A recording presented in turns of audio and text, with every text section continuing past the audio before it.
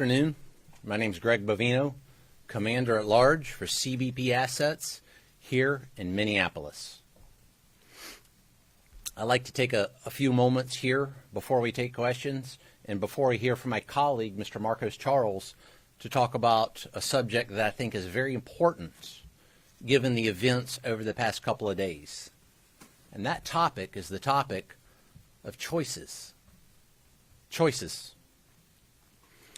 Now, choosing or making a choice is one of the only true freedoms that any of us really have, is to make a choice. Whether that's the choice to be here today as the media, the choice to go to school, join the military, join law enforcement. Making a choice is a freedom that resides within us. Now, good choices are important in life, as we all know. And many actions that take place are due to our choices. The choice to, say, cross the border illegally, that is a choice that someone makes. To cross the border illegally, that's a choice. The choice not to utilize the CBP Home app, that's a choice. Not standing in line and doing it the right way, that is a choice. And there are always actions that result from our choices. When you choose to use your 5-year-old child as a shield to evade law enforcement, that is a choice that someone makes. And there are actions and consequences that result from that choice. Or when you're a politician or a community leader, you make a lot of choices there, some very important, wide-ranging, and in-depth choices. When, as a politician, if you choose collusion and corruption as a choice, then there are consequences and actions that take place because of that. That's one reason the U.S. Border Patrol and ICE are here in Minneapolis by the thousands, is because of those choices. When politicians, community leaders, and some journalists engage in that heated rhetoric we keep talking about, when they make the choice to vilify law enforcement,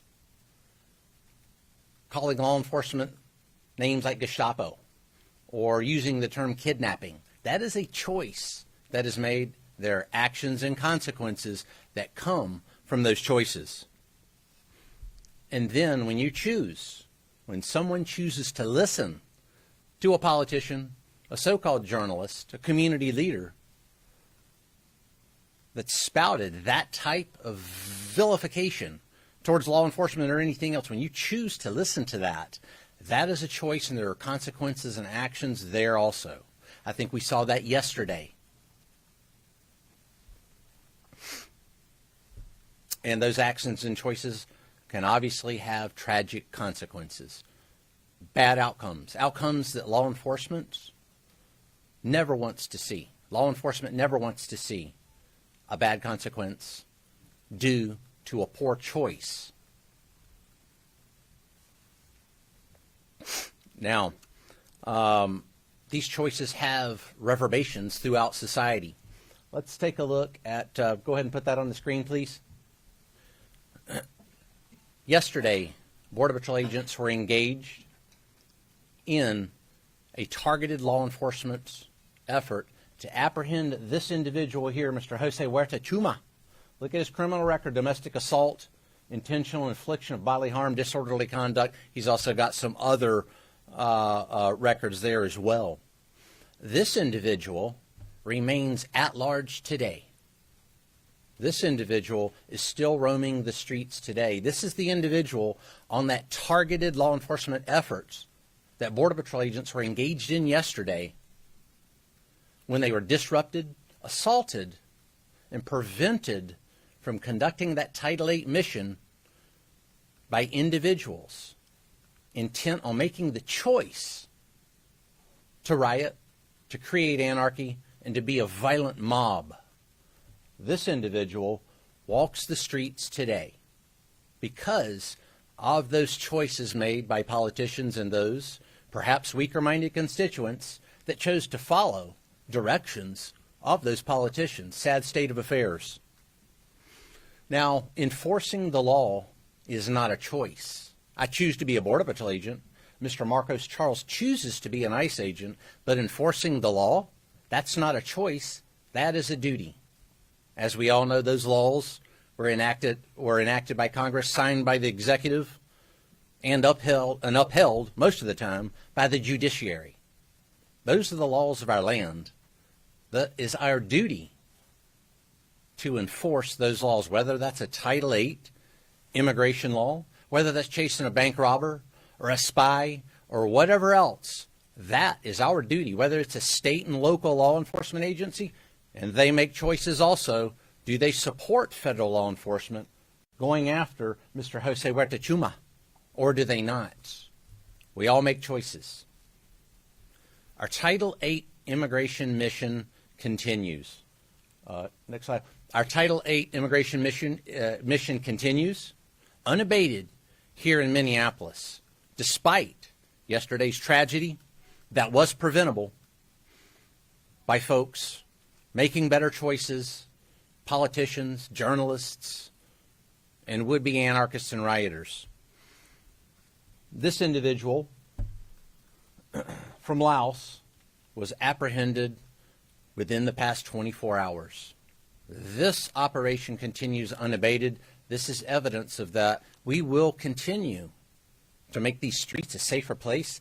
It is our duty, because we choose to be Border Patrol agents and ICE agents, to take individuals like that off the streets so we can make Minneapolis and America a safer place. Thank you. Hold on questions until the end. Mr. Marcos Charles will talk, and we'll take questions at the end, ma'am. Thank you. Good afternoon. I know Commander Bovino spoke about yesterday's incident and situation, but I also want to draw your attention to the continued uptick in violence we're seeing against federal law enforcement officials, not just here, but across the country. Yesterday, here in Minneapolis, a crowd of violent agitators tackled an ICE special agent when one of our special response teams went to assist. A protester literally bit off part of that agent's finger. The officer received immediate medical attention on the scene and was transported to the emergency room for treatment. We do want to thank the people at the hospital for the assistance and the staff who treated our officer. The officer is recovering, but is now permanently maimed and has lost part of his finger. I don't think I have to tell you that this kind of violence is unacceptable, but I also don't think I need to tell you that this kind of violence is not a coincidence. When sanctuary politicians, activists, and the media work hard to create chaos and fear instead of using their platforms to reassure their communities, this is the result. The reality is, and this is what Commander Bovino and I have been talking about all week, we're out here to arrest dangerous criminal illegal aliens so they can't victimize innocent people in our communities anymore. Since the beginning of this operation, we've arrested over 3,400 illegal aliens, removing criminals, gang members, and terrorists out of Minnesota communities, detaining them in ICE custody for removal from the country. Those are criminals who won't reoffend in our communities. Those are criminals who won't be creating more victims that could be one of your family members or loved ones.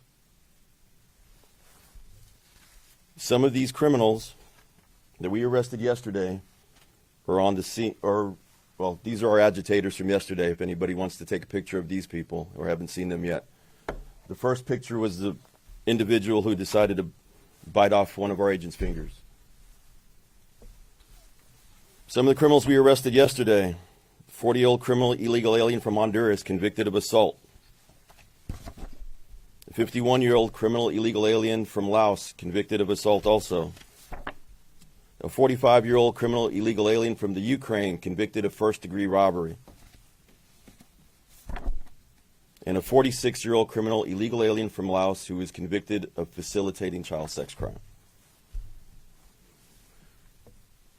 ICE officers and agents are out there every day arresting the worst of the worst, so law-abiding citizens in this country and in Minnesota can sleep easy at night. This work isn't about headlines, it's about public safety. We can now take some questions. Commander Bovino. Previously in federal immigration custody in 2018 at a jail in Minnesota, and then was released under the Trump administration again in 2018. You talk about choice. That was also a choice to release this individual, the man that you were targeting, obviously, to detain him. So if he was released in 2018 from federal immigration custody, why would that be the case? Why was that choice made? Yeah, I don't know the particular case in 2018 that you're talking about, but this individual that we, if you want to put that back up there, please. That individual is now an illegal alien. It's my mission to find this illegal alien before he harms another American citizen and does harm. That's what I'm after there. And yet we can go back and look and blame in history. Right now, my mission is to take this individual off the street. And the main point here being is this individual is in the process of being taken into custody. Agitators, rioters, and anarchists prevented us from taking this individual into custody because of a very, very chaotic scene. This individual should be in custody right now, not out on the streets preying on Americans. That is the story that is most poignant here. Commander Bovino, hi. Shooting from yesterday, and at no point is he seen Brandon. I'm sorry, repeat that, please. We have seen multiple videos from the incident yesterday from different angles, and at no point do we see Alex Pretti brandishing a weapon. DHS Secretary Kristi Noem said that he was brandishing a weapon, and in the video we see him on the ground with his hands on his head. We see an officer leaving what it appears to be with the weapon after he extracted it from Pretti's waist area. Did the officers see the weapon? Did they see him brandishing the weapon at him? Sure. Many videos out there, many different accounts that you may see, that I may see, that anybody here may see. That, folks, is why we have something called an investigation, to take what you're talking about, to take those videos, to take witness statements, to take officer statements, all those minute details that will paint a true picture, not a freeze frame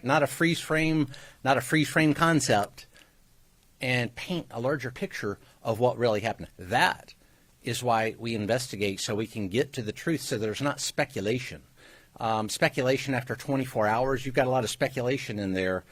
That officer, let's think of what those agents were doing on that scene, making a split-second decision. You've had 24 hours to try and armchair quarterback things.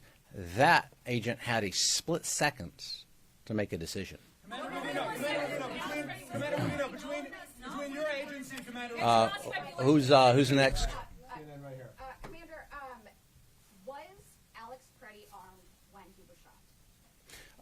Again, the investigation is going to uncover all those facts, things like how many shots were fired, where were the weapons located. All those facts are going to come out in the investigation. I wasn't there wrestling that assaultive subject that was assaulting Border Patrol agents. I wasn't there wrestling him myself, so I'm not going to speculate. I'm going to wait for that investigation to come. No, don't interrupt me. I'm going to wait till that investigation comes out until I make a decision there. If there's an investigation going on and you have not concluded, isn't it possible this was a bad shooting? Or have you already concluded for yourself that this was justified? I've not concluded anything. I've not given you a conclusion. But what I do know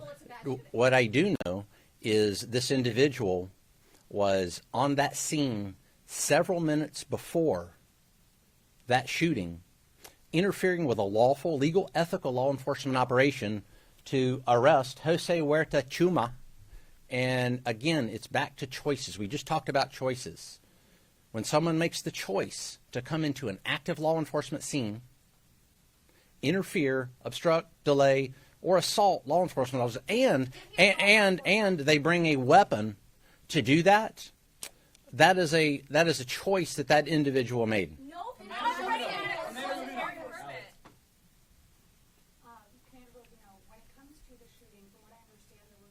agents who fired shots. We know one of the agents had 8 years experience, and we know he was a less lethal instructor and had his training. What did the other agent, what was his history, and are they both working right now, or are they on administrative leave?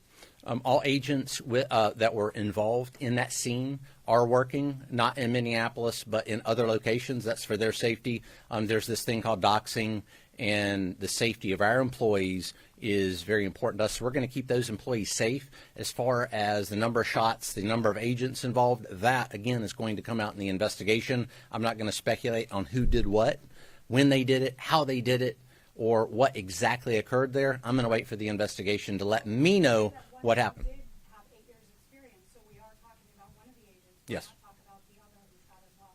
Because before those facts come out, we need to ensure that we're talking truthfully and accurately. And before I speculate, I'm going to talk truthfully and accurately. Commander Bovino, between your agency, Border Patrol, and Mr. Charles, your agency, ICE, we've now seen 2 separate people shot and killed by your officers within 17 days. Do either of you plan on taking any accountability for those actions? 2 suspects, or you're correct, 2 suspects have been shot, and suspects that assault, delay, obstruct, or threaten a law enforcement officer's life. It goes back to the choices that we just talked about. When individuals make poor choices, poor decisions, come into a law enforcement situation, an active law enforcement situation, conspire to come into that situation. Whether that's based on ideology, we don't know. That'll be in the investigation that we just talked about. That's what we base the split-second decisions on, and our law enforcement officers are safe. They managed to come home at the end of shift. And, again, I would implore upon any individuals, whether they're anarchists, rioters, or anyone else that thinks it wise to go into a law enforcement scene to disrupt, to delay, is to don't do that. Let's think about that in terms, say a bank robbery is in progress and the police are taking care of that, and then you decide to go in there and perhaps take action. That's not a good idea in any form or fashion. The same thing with Title VIII. Same thing with Title VIII enforcement. We are after an individual with a very serious criminal record. We don't need any help. Thank you. Thank you, Gus.